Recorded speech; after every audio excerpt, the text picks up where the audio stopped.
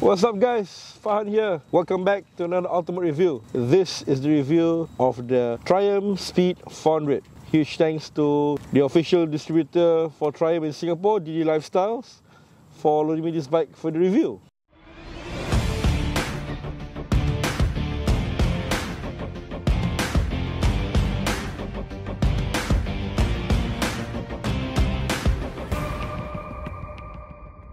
Okay guys, so before we begin the review, we just want to highlight that 67.4% of our regular viewers are not subscribed to the channel.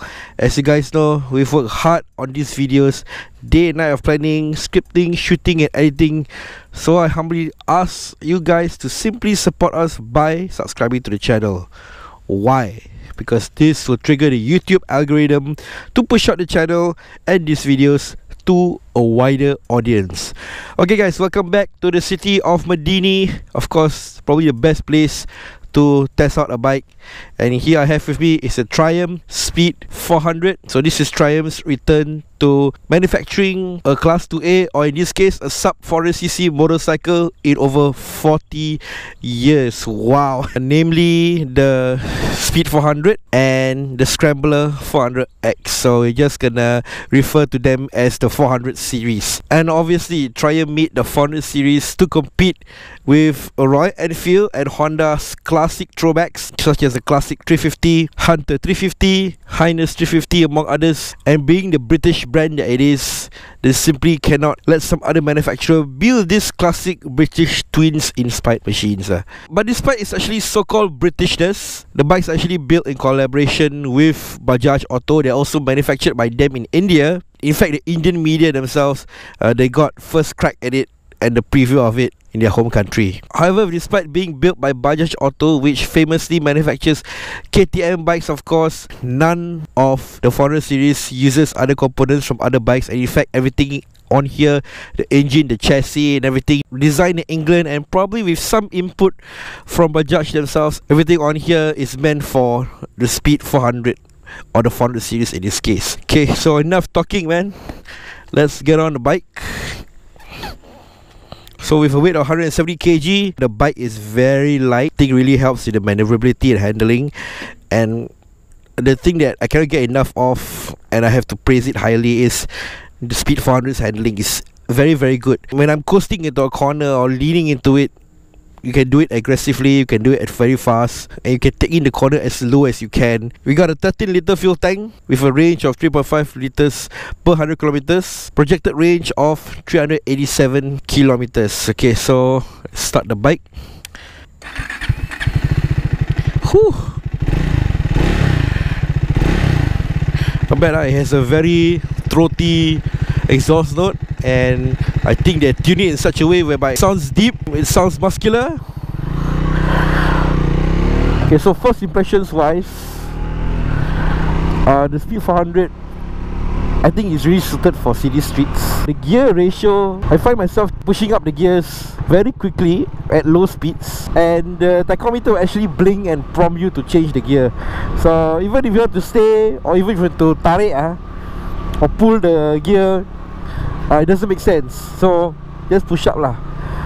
And currently in 5th gear right now, we're at 60 kilometers, which, you know, usually at 4th gear we'll still be able to handle. Okay, so brakes are pretty awesome. Uses Bi-Bay brake calipers, which is of course by Brembo, famously by them. In fact, the acronym Bi-Brake is by Brembo. But it's a budget oriented kind of brake calipers. And usually I noticed that the Indian manufactured bikes, they like to use Bi-Brake for some reason. Maybe down there is where their main factory is lah. Okay, so the low to mid range on this, I find that the acceleration is more suited for low speeds. Once you get up to the high revs, or if there's an open road in front of you and you're in 6th gear, you get a bit washed out lah in traffic. And on the highway, you'll find that other bikes or cars overtake you very quickly. There's some trade-off there lah, like they've concentrated the acceleration and the pickup on the low side, but at the highway you tend to get washed out and just hang out to dry lah. Maybe later in the highway I'll try to elaborate on this. But overall, it's a mellow machine and we can get aggressive at the twist of a throttle. I feel that it's more suited for this kind of cruising, kind of chill ride, and it does pretty well off the line, like when you want to accelerate off a traffic light, or you're in a low gear and you have a car tailgating you, or you want to overtake somebody at a low speed. The Speed 400 is well suited for that. Got a roundabout. Okay, so you can see I'm leaning in quite aggressively right now. I can just feel the grip on the tarmac right now. Man, it's pretty awesome, huh? Wow. Okay, let's turn in here. Oh man, damn.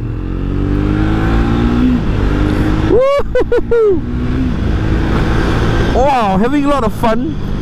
Feels like a KTM 390, honestly speaking. Maybe because they made by the same manufacturer, but I have to say that in terms of performance wise, the 390, it's slightly much more faster in terms of pickup lah. And a lot of fun also. Not that I'm saying that the Triumph is not that fun. It's a lot of fun as well, but I think the 390 KTM has the extra kick in terms of performance and fun factor lah. The thumping noise and the vibrations on this, oh man, not really too fond of it. But I think with these British inspired roadsters, it's only right that you feel the thumping on your feet, on your ass, on your handlebars right now, because this is typically what the character of a British twin is lah. You ride this for the thumping and for the vibrations. This is very similar with the Royal Enfield CB350. They have to keep this character with such a bike lah.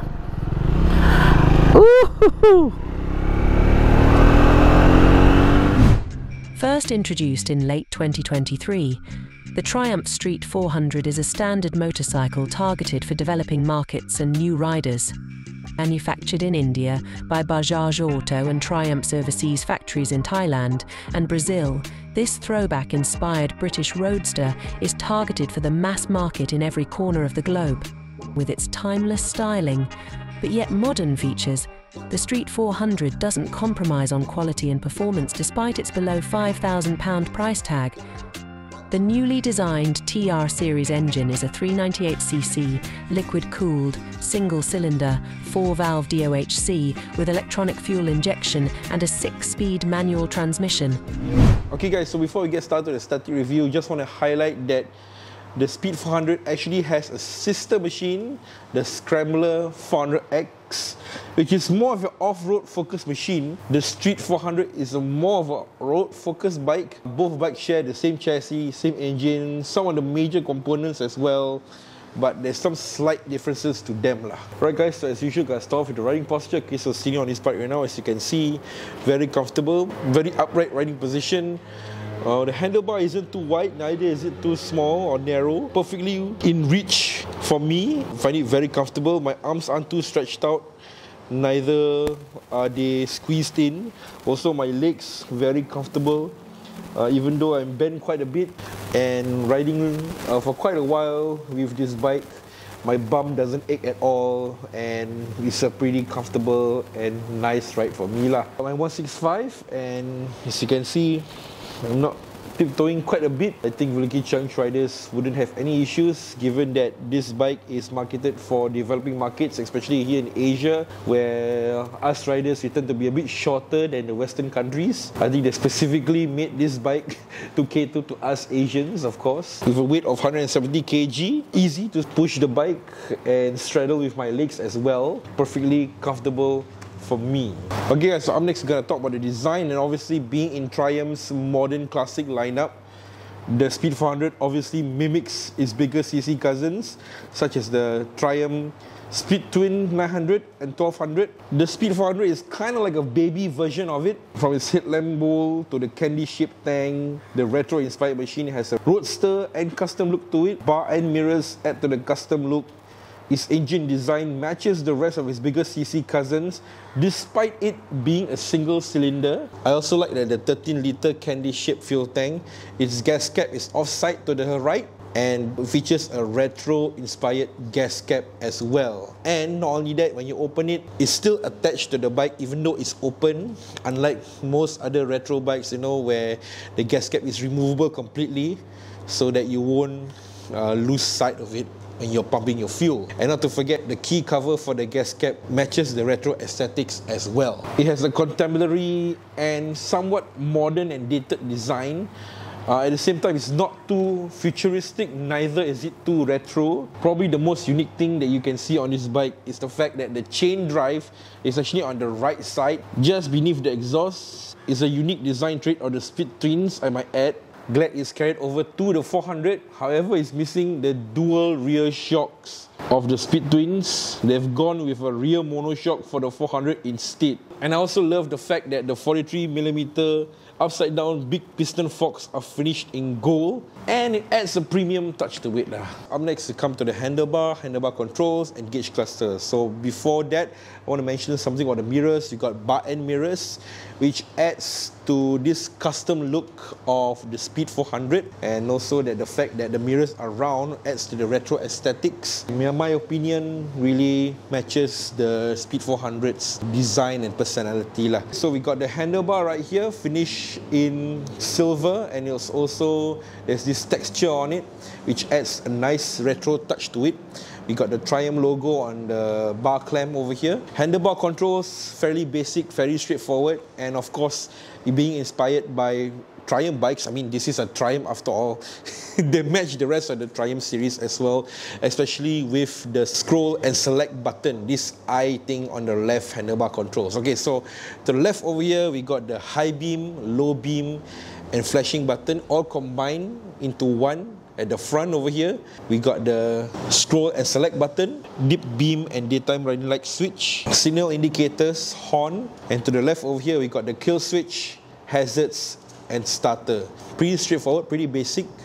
There's not much riding controls or modes for you to toggle with, so this is all that you need lah. Okay, so to turn on the bike, simply turn on the ignition. You can see the combination of the analog and LCD gauge cluster lighting up. To the left over here, we got the speedometer with all of the warning lights, and then to the right, we got the LCD display which has a good amount of information on it. The gear indicator, the tachometer, the odometer. Currently the bike is on side stand, so it shows a side stand on the display, and below that is the time and the fuel gauge. Scrolling through the information button, okay, we got trip 1, trip 2, current fuel consumption, average fuel consumption, range to empty, and the Triumph traction control setting, in which you can actually disable it if you want to. Okay, so long press the I and then releasing it, you actually turn off the traction control. And to turn it on again, just press and hold, and then let it go. After a while, it turns on again. It also comes with dual channel ABS, which unfortunately you cannot turn it off, but it's okay, I guess. And additionally, to the side of the gauge cluster over here, we got a USB-C port hidden to charge on the go while you are riding. Additionally, when you toggle between deep beam and daytime running lights, to reduce glare at night, the LCD display will dim slightly in deep beam lighting. Not too bad, the Triumph Speed 400, not too bad. So up next we come to riding technology, and the Speed 400 is a fairly basic machine, but despite its unassuming looks, it does pack in a fair amount of riding tech for such a machine. Okay, so I'm going to list them out right here. We got ride-by-wire throttle, switchable traction control, slipper clutch, dual channel ABS is paired with bi-brake brake calipers. In the front, we got a bi-brake 4-piston radial caliper clamping a 300mm disc, and in the rear, we got a floating caliper clamping a 230mm roto, hazard lights, a USB-C port. We got a 43mm inverted big piston endurance forks in the front. For the rear, we got an endurance monoshock with external gas reservoir with preload adjustments. Okay guys, so horn check for the Triumph Speed 400. Pretty high pitch and pretty loud. So up next we come to the colors, and all of the Speed 400, they got a two-tone look to the tank. So for the one being reviewed right now is Carnival Red and Storm Grey. We got Caspian Blue and Storm Grey, and finally Phantom Black and Storm Grey. And for me, I'm a bit biased because I'm reviewing this bike right now. I would prefer the Carnival Red and Storm Grey. Okay, so up next we come to price, and from the official dealer of Triumph in Singapore, DD Lifestyles, the machine price before COE and insurance is 14,000 Singapore dollars. Okay, they're providing a 4-year warranty with full servicing, including valve clearance, with the exception of wear and tear like tires, chain, brake calipers, etc. The first 2 years is an international warranty, and in Malaysia, the price is 26,900 ringgit, excluding road tax, insurance, and registration. Oh man, super clutch, okay, really change gears very easily. The handling wise, as I've said previously, is very good. I can confidently negotiate corners, lean aggressively, and I think in the twisty mountainous roads or canyon roads, right, you'll definitely appreciate the handling. Okay, have a look at here. Woohoo!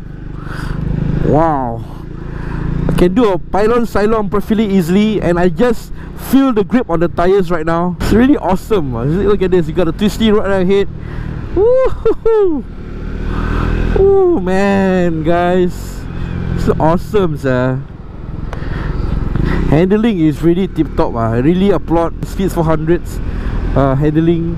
I think if you're a newbie and they really target this bike for new riders, in other countries there's no such thing as class 2A or class 2B, right? And R6 can even be a beginner bike. You hop on it and immediately you're able to handle it lah. For me as an experienced rider, I really appreciate that the bike is really easy to handle, really easy to tame as well.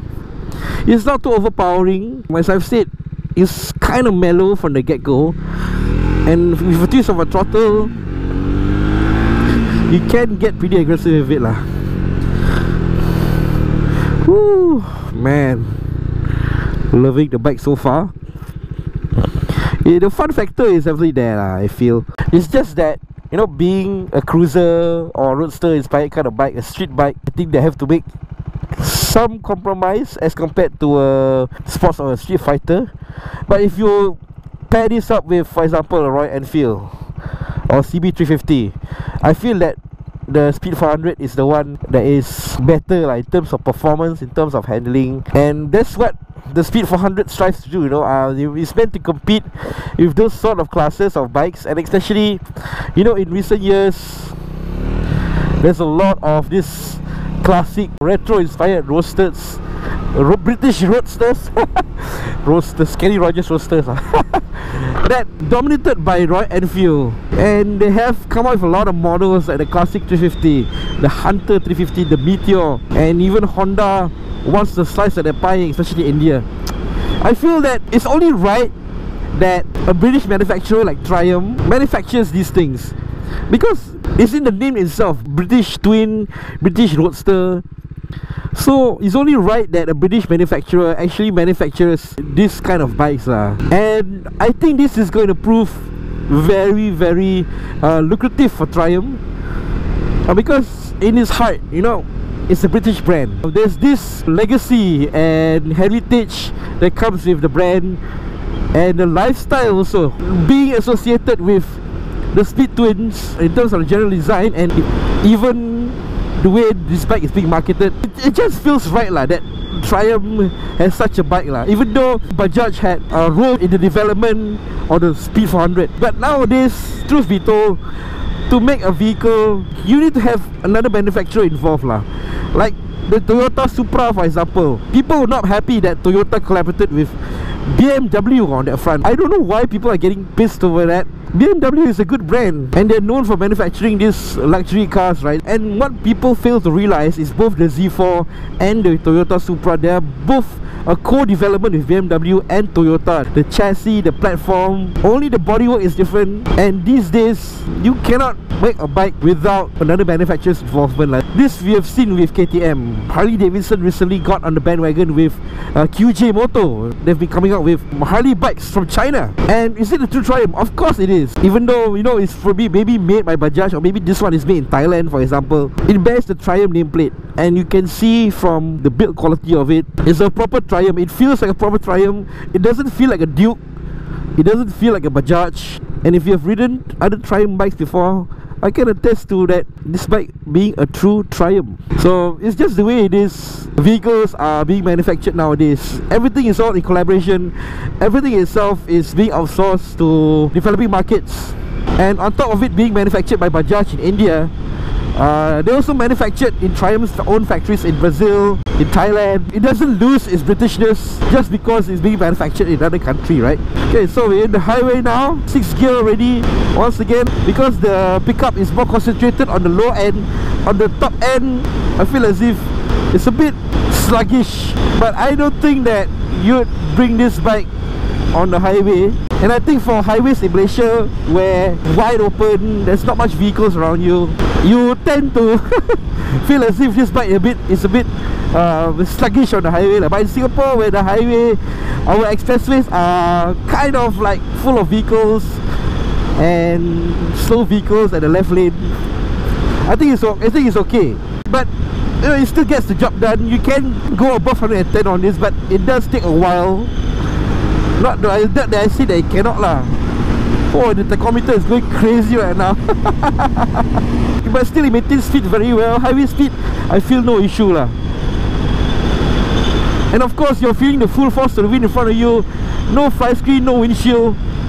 But I think there's accessories for a fly screen for the Speed 400. Suspension is really good as well. It really absorbs most of the impact of the road markings and the road imperfections.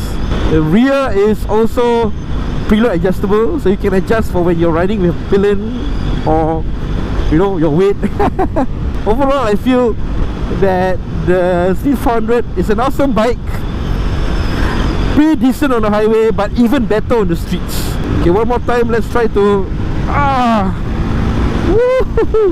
Hey, actually not bad the top end. Not bad even though it gets a bit sluggish getting up to speed, right? It can maintain above 110 lah. Woo, man. Fun little machine, I must say. This baby Triumph is a really fun bike.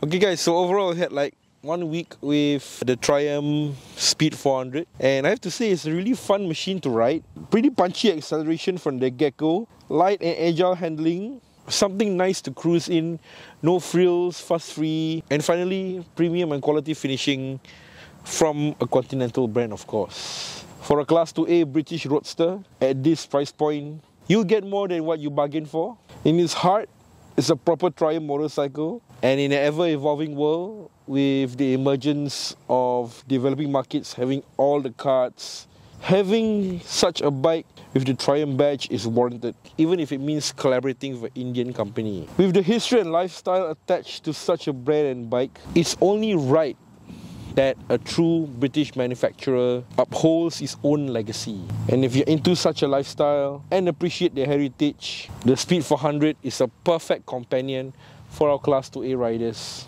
Hell, with this bike, you may even pass off as a proper gentleman. So once again, huge thanks to the official dealer for Triumph in Singapore, DD Lifestyles, for loaning me the Triumph Speed 400 for the review. You can test out this bike and a whole range of other Triumph bikes as well at the showroom at Dempsey Hill. Not only that, they also got a whole range of other brands from Vespa and Aprilia they carry. Overall, I've enjoyed my time with the Triumph Speed 400, and that's it for the vlog. And we'll see you guys in the next one.